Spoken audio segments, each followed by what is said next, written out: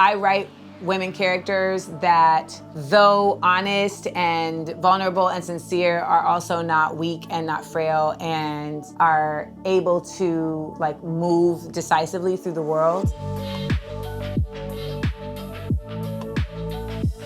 Listen, everybody deserves some COVID companionship, you know? Me included. That's why I was like, you know what, let me just get on Bumble. It's all about women leading, so I'm leading. I know that I can be a bit much with my directness, so I am going into this one with a whole different approach, but I'm gonna still get the answers I want, because I don't wanna be wasting my time. Wish me luck, girl.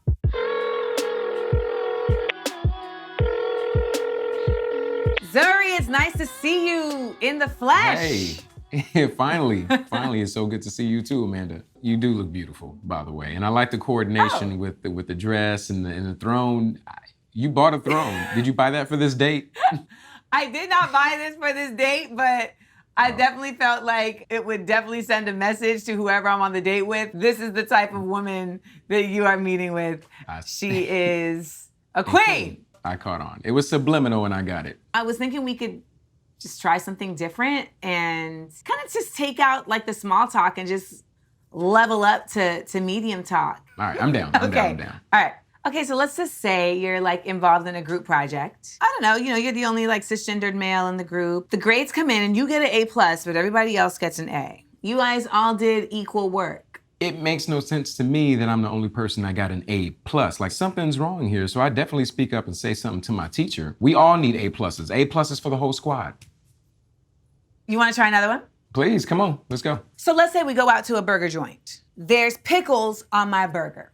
A pickle on the burger is not the best choice for me at this time in my burger life. And so I decide, you know what?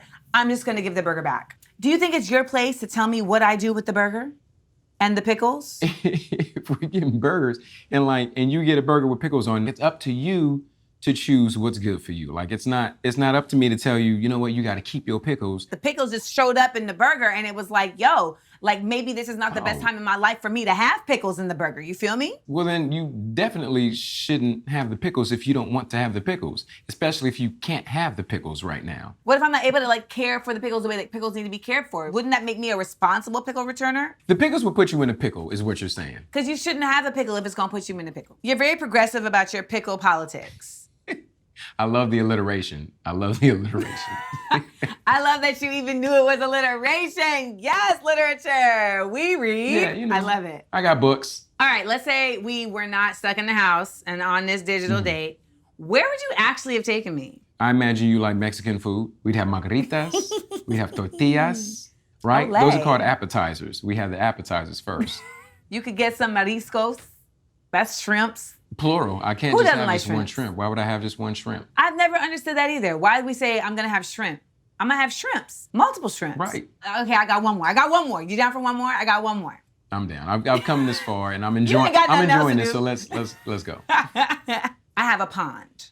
And my pond, there are tributaries and waterfalls and rivers that flow into my pond, thus making it watery and fluid at all times of the year. And I want the world to know. Do you think that's okay for me to let the world know about the wetness of my pond?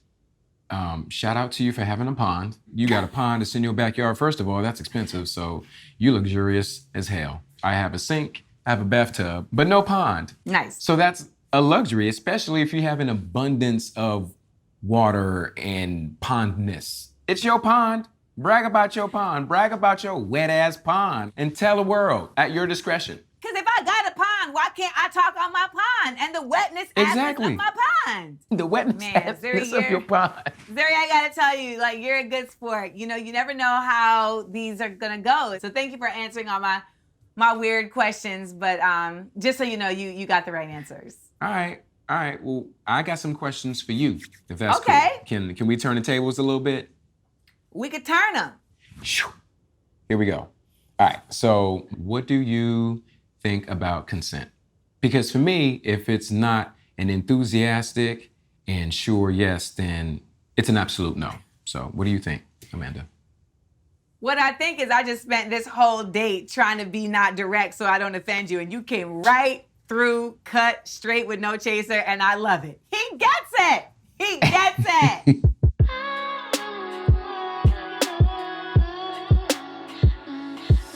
I think what I want this to say to women is you can still be clear about not settling and about finding out what you want to find out from people without feeling like you have to be small. The two daters in this story are two people who are in the middle of COVID and are realizing that they'd like some COVID companionship. My character is asking these weird roundabout questions, and Zuri could have easily just been like, who's this weirdo? But by going along with it and genuinely having the answers that make her feel more comfortable, it lets them see that they're both on the same page. And that's what you really want to establish early on. Do we have the kind of personalities that can mesh? It was important to me to address different stereotypes and gender-specific issues in this piece, in particular because of the time we're in. We've seen how important morals and ethics play a role in our individual ways in which we move through the world and society as men and women. We have to really early on parse out where does someone's line drop on that? And so the person you're dating, it's got to be aligned in a real way with the current state of politics. If you're really looking for a serious relationship with somebody and you consider yourself as somebody who has to be about action for change, then you have to learn early on, are they a bystander? Or are they somebody who is also understanding that, they need to be the change that they wish to see in the world? I would love for people to have deeper, braver conversations with each other about what they really think they're doing to make this a better place. A lot of us let ourselves off the hook, in a real way. We're like, yeah, I'm just not a jerk. So that's enough, right? And it's just not. I think we have to really engage in real ways and hold each other accountable. And we don't because we don't want someone to dislike us or we don't want someone to feel attacked or we don't, the list goes on, but it doesn't change the reality that these things are going on in a real way. I feel like I approach talking about difficult conversations in the political climate on a date the same way I do on stage. I kind of start with the more lighter fare. Then once things have gotten kind of relaxed and comfortable, that's when you start bringing in the more possible minefield questions and conversation. Laughter heals and laughter reveals. Ooh, laughter heals and laughter reveals. And so when you get people laughing, you get them willing to speak openly. And that's what you need in dating. You need open conversation. Not too open. Don't tell them everything off top, but at least honest.